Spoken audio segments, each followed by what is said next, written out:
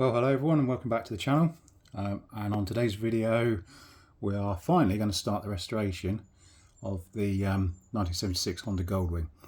So first thing I want to do is to take out the engine.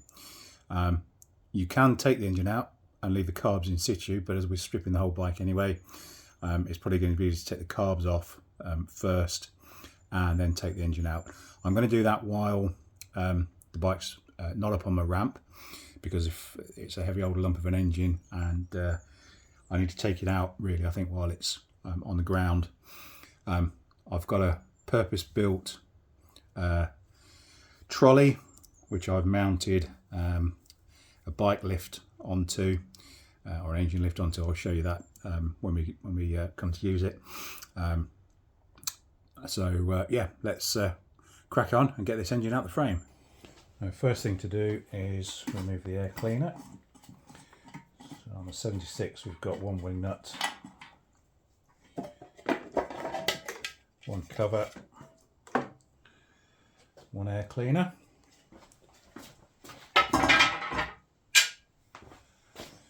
And then we've got two screws in here, which in this case are already loose.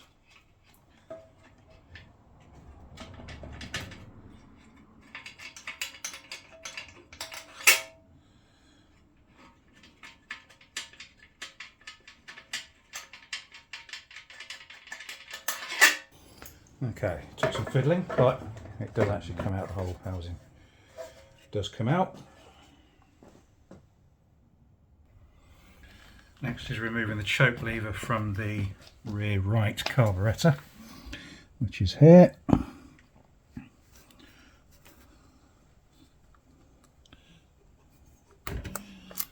That's that loose. Next step is to remove the fuel lines from the fuel pump.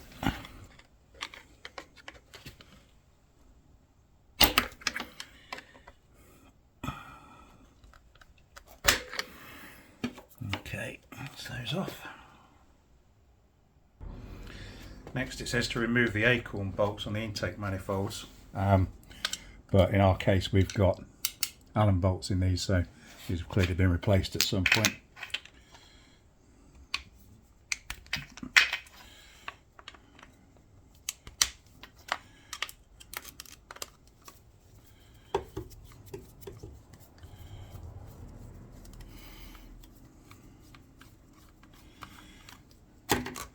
I'm assuming there used to be studs in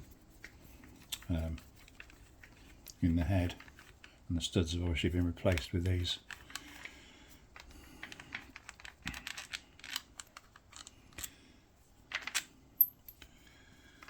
That's fine.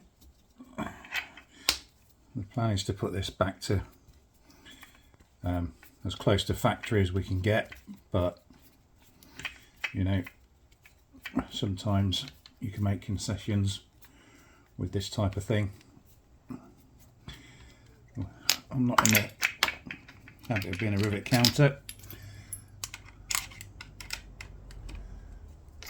but there are certain things just don't look out of place if you don't use original parts, but with this sort of thing I don't mind quite so much. Right, that's that too. That's the two intakes on this side. Need to go and do the other side. Okay, left hand side of the bike. Oops.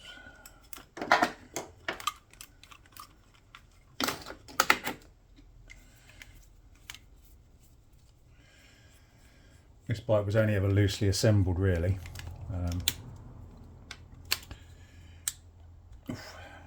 He says. So there's very little on this bike that's done up tight.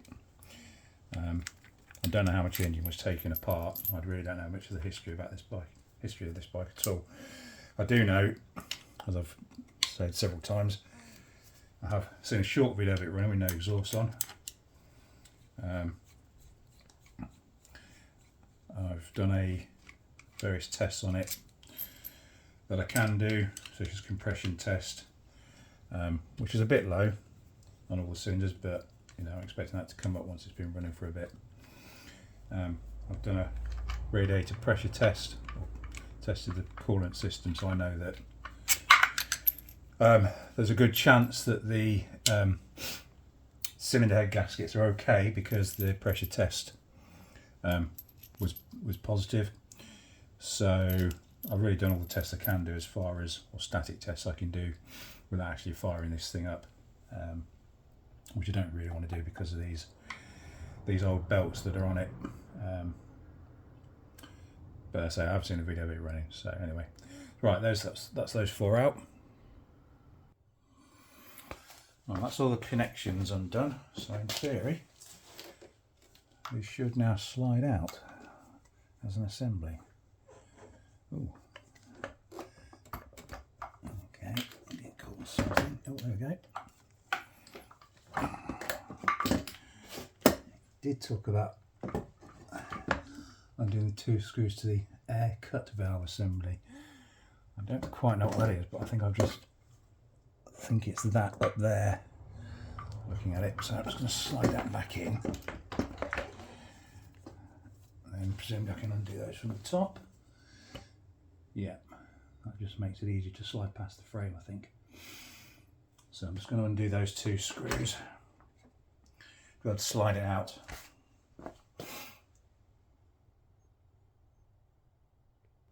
So just for clarity,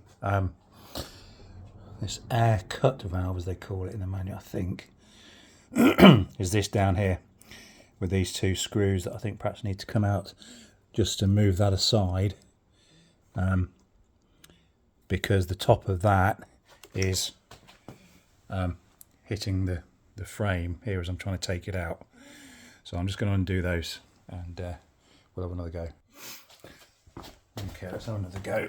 Now we've taken that air cut valve off.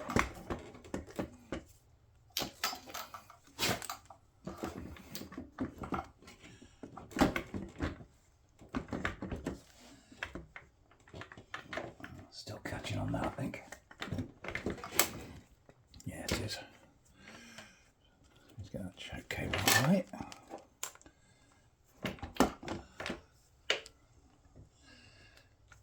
Okay.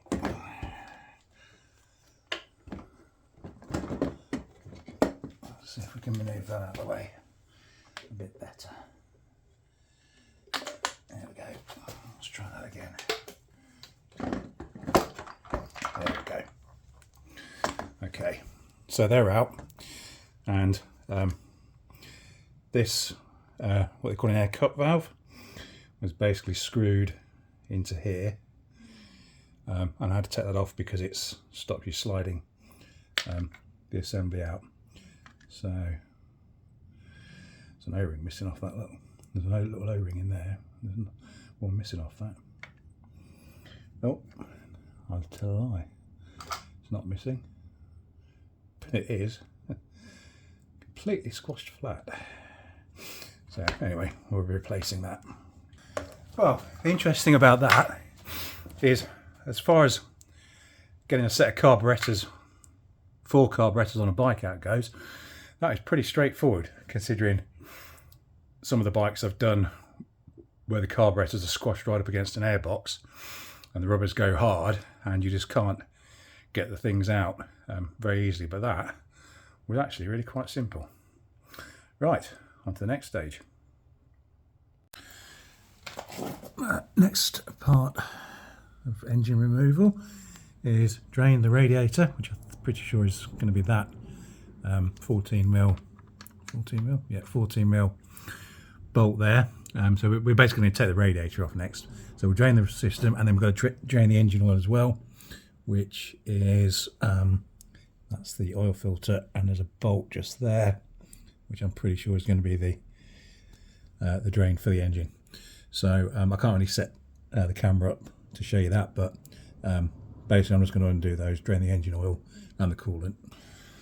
Okay, so that's the coolant drained and the oil, which is draining at the moment.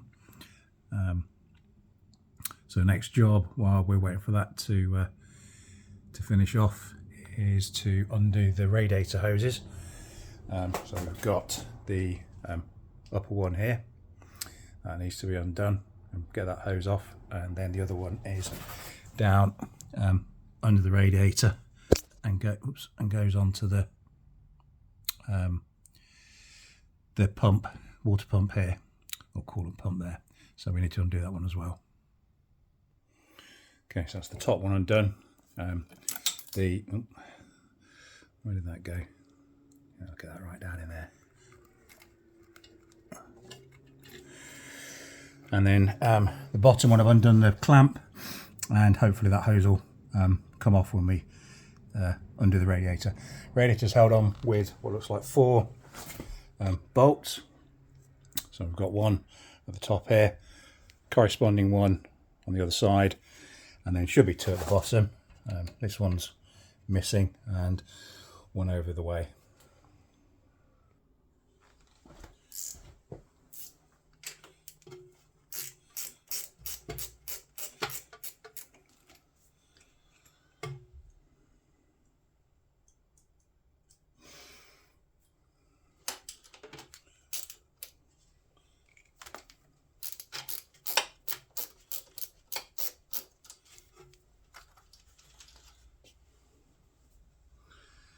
One more down the bottom, and we should be able to pull the radiator off. Okay, that's all the bolts off, so I'm hoping now the radiator should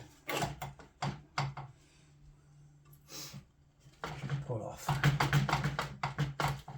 Yeah, it's just that pipe on the bottom holding it on, I think now.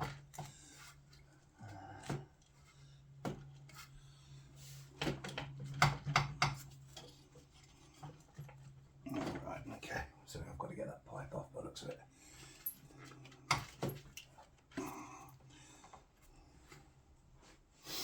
think the radiator cap is stopping it coming out of the frame.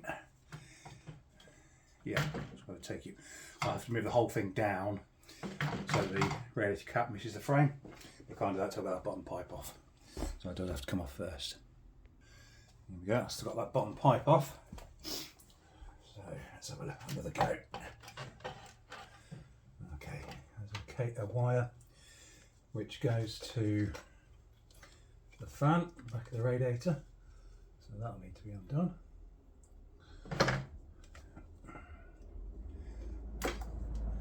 What's that? Okay, still something holding it in the frame. From up here. Okay, it's just the radiator cap. Still holding it slightly. Let's just move it that way a little bit. There we go.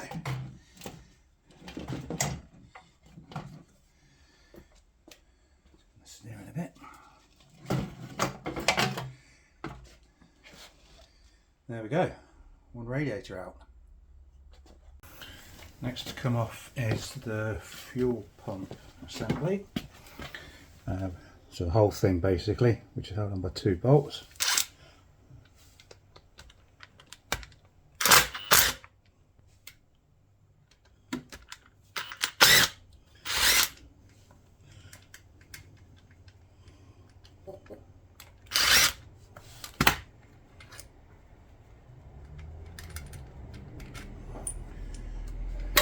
Okay,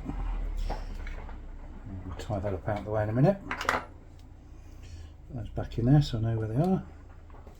Before I go any further, I'm just going to stuff some paper or some rag down into these inlet ports, because I don't want any screws or foreign materials or anything diving down into there. Just going to tie wrap some of these cables and bits and pieces up out of the way, so that they don't get in the way when we're trying to remove the engine. Okay, the manual says to remove the starter motor cable.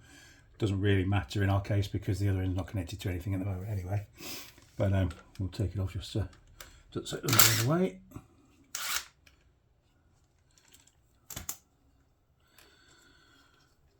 That's that. Put the washer and the bolt back on.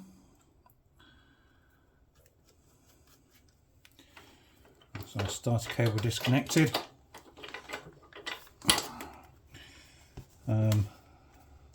We've also got the 2 wires out the harness that go to the points. I've taken those off. We'll talk about that another time, but I think, or in another video, I'm going to replace these with an electronic ignition. I think I'm not a massive fan of points. I've disconnected various other cables and bits and pieces from sensors that, you know, just as you look around you can see where they are. So they're all undone. Next order of business is to disconnect the breather from the collector box.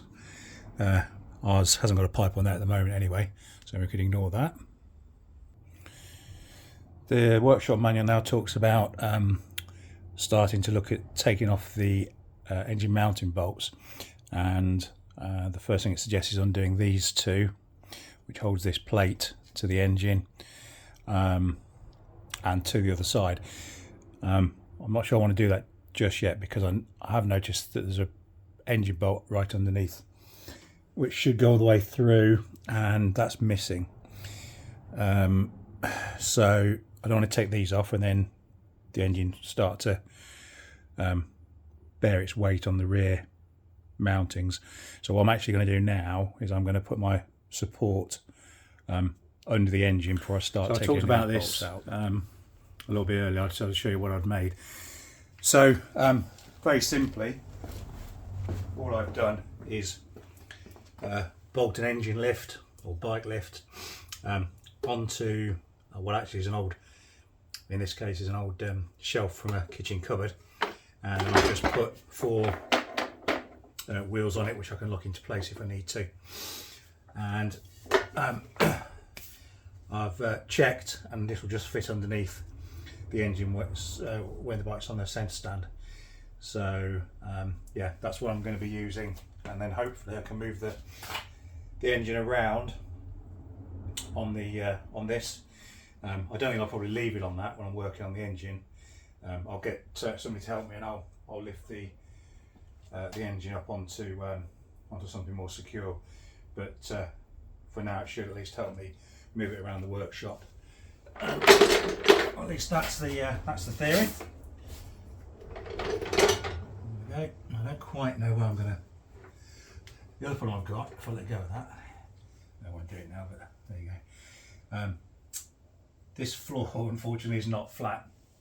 I live in an old 16th century farmhouse, and this workshop apparently used to be part of an abattoir. And the floor, all of the floor, basically slopes down to this drain, and that's where they used to wash all the blood and the muck and all the rest of it away down into this drain, apparently. So yeah, so the bike's not sitting level, unfortunately. I can't do much about that. I'm just going to have to work with what I've got, but hopefully it won't make too much of an issue when it comes to getting this out.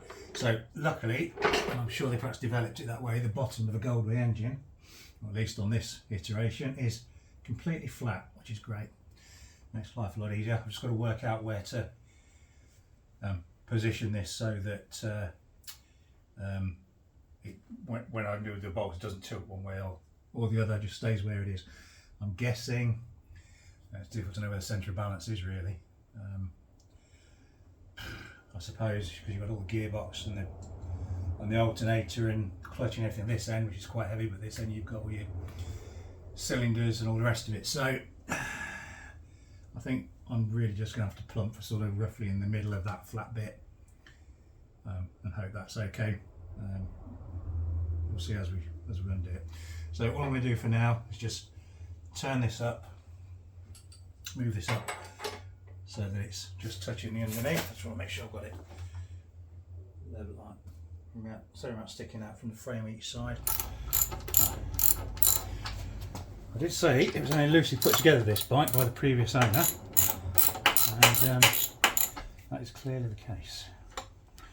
None of these bolts are tight. I don't really know what his intention. Well, I know what his intention was. His intention was to to do the bike up and get it running, so that his friend who had terminal cancer could see it running before he passed on. As I've mentioned in previous videos, unfortunately that never happened, which is, and then the chap I bought it from had lost interest in it, so you know, I just want to get it back up and running so that he can see it. I decided to show it to him once it's up and running, give him a bit of closure hopefully. Right, that's one bolt out. Interesting. Mix of bolts, we've got Allen bolts on the top, standard bolts on the bottom, so not quite what's going on there. Again, that's not tight.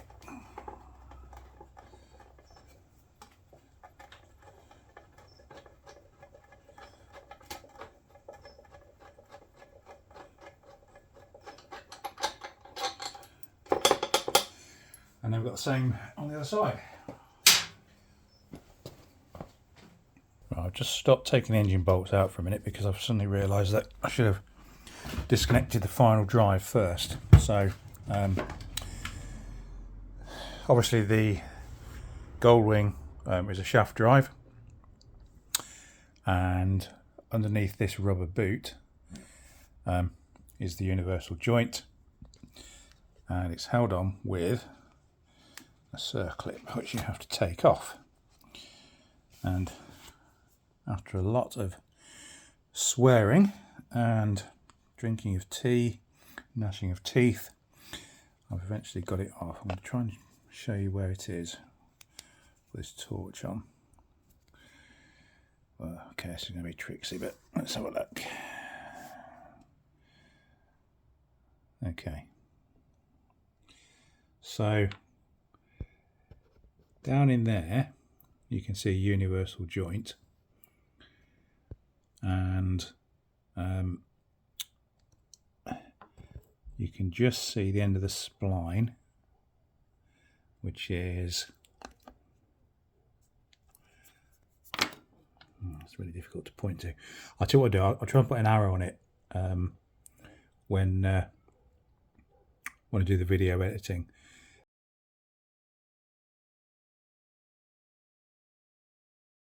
So you can see where it is. But I'm going to show you the circlip that came off it, so at least you know what you're looking for.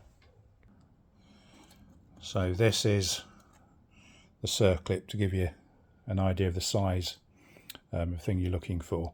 I do have some circlip pliers, but the problem is the ends of them are too long to go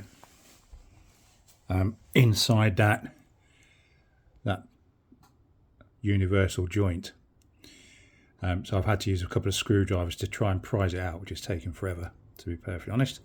But it is finally out. How I'm going to get it back in is a different matter. I'm going to have to try and source some very small circlip pliers, I think. So once that circlip is off, you can then get a screwdriver and you can push the universal joint back so it's almost off the spline, and then it'll come off the rest of the way of the spline when we've got the engine motors undone.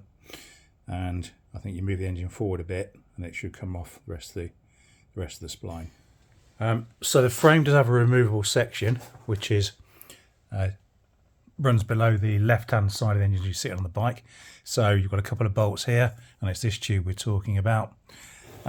We've then got, well, there should be a bolt that goes all the way through there. That's missing on this bike at the minute. Another one just above the side stand, and then a single, it says a single bolt, but it looks like it's meant to be two on there, up there as well. And then this section should come off. So let's have a go at that.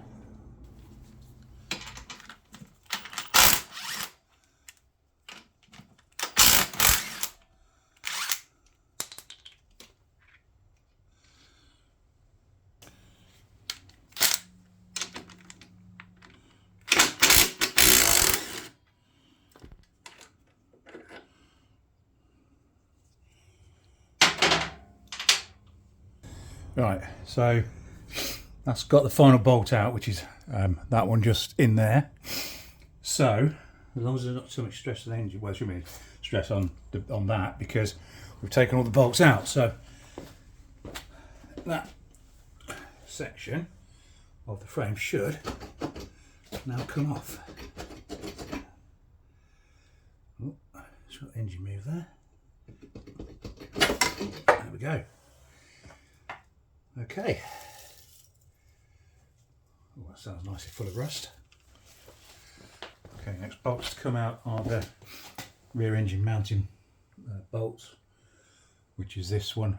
Looking at that, it goes all the way through, I think, to, yeah, it does, goes all the way through to the other side.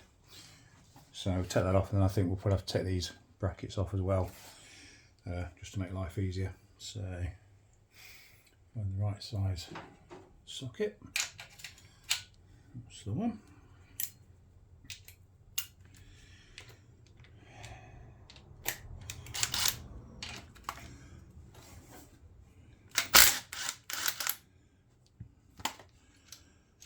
That's that. And that's getting pretty loose now, isn't it? So I think realistically all we've got is the same thing around the other side of the bike, and then we've got one underneath on that side, and then I'm pretty sure it's loose at that point. I'm sort of thinking that's probably not the right bolts have gone in there. I need to remember that goes on there as well, don't I? I will forget. I will forget. There's only a nut and a bolt, I suppose. That's not the right. These things, I mean, obviously these ones are chrome. In fact, the side, I don't know if you noticed, but the side stand with chrome as well. And I think somebody's gone and done that. I think on later ones, some of them might have been chrome. But on the 1976 bike, from all the pictures I've seen, it looks to me like these should be black, the same as the frame. So I don't know why. I just don't like them chrome. So that's going back to black.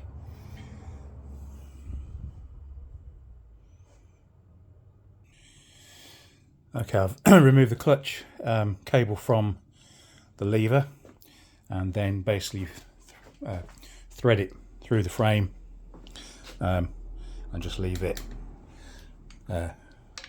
dangling. Basically, it's going to come off with the engine.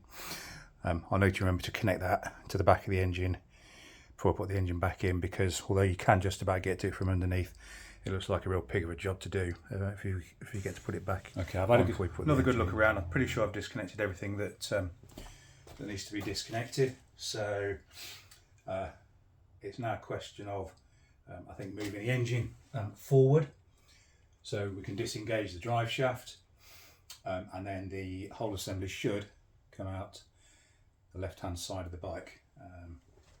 So here's where we find out whether my homemade engine stand, you know what, is up to the job. I've seriously used a quota of swearing and curse words this afternoon, that's for sure.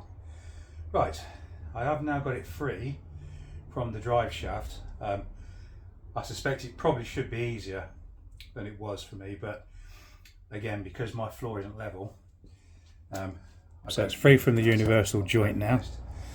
As you can see, the problem really has been this bracket here, and the engine sits in the middle of that, and it says to lift the engine up to facilitate getting it out. Well, when I tried that, that is hitting the tank, so that wasn't going to work, and when I did it, that didn't clear this bracket. So I tried to lower it down, but it only goes so far, and then it hits this bolt here, sits on that bracket, and won't let it go any lower. So the only option you've got is to try and move the whole engine in that direction towards the left of the frame to try and get that mounting to clear the bracket. And I was thinking, well, how can I do that? Because it's connected to the shaft, but of course, it's the clue's in the name. It's a universal joint, and of course it moves any way you want, and it does move a fair way that way, which means that you can actually move the whole engine over to the left, then pull it slightly forward, and it disconnects from there. Once you worked out how to do it, the whole engine should be free. Probably not too bad. And so I'm going to go back around the other side, and we'll see if we can get it out of my makeshift trolley. What I might do is I might put some boards down and stuff when I go to put the engine back in, but I don't have to worry about that for quite a while yet, I would imagine. So hopefully now, I'm just going to have another quick check and make sure there's nothing caught. And I'm hoping that we should. Okay, that's sitting on there quite nicely, I think.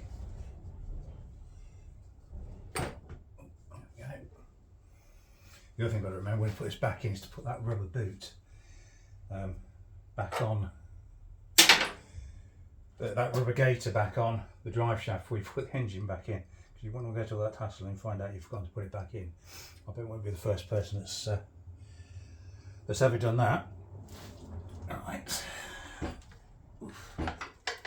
This is a heavy old lump, but just need to make sure it doesn't slip off this trolley. Feels reasonably well balanced on there, I think. I know it looks wobbly, but actually it's not. I don't think it's going to go anywhere. Wow, that was hard work. I can see why people don't want to take the engines out on them, but it is out, and now you can see that is exactly a big old lump of engine right there. So I'll wander around. I'll show you from the back.